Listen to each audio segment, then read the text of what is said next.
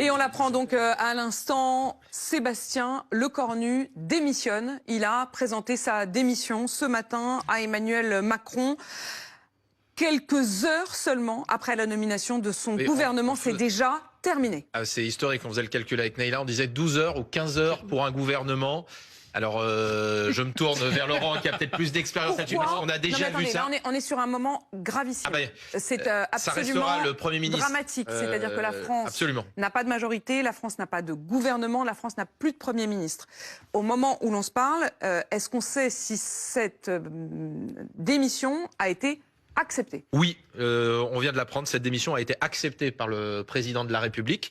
La France n'a donc plus de Premier ministre en fonction, c'est un Premier ministre démissionnaire. Vous vous rappelez comment ça s'est passé pour les précédents. Mais lui-même n'avait déjà pas de gouvernement. Il va expédier les affaires courantes.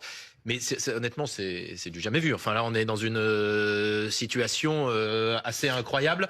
Et la question maintenant, très vite, c'est ce que disait ce matin Xavier Bertrand, c'est...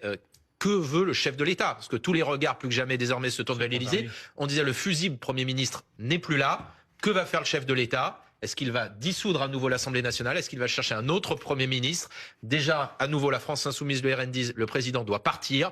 On est sur... Je pense que c'est vraiment... les mots sont parfois trop forts, mais c'est un moment historique.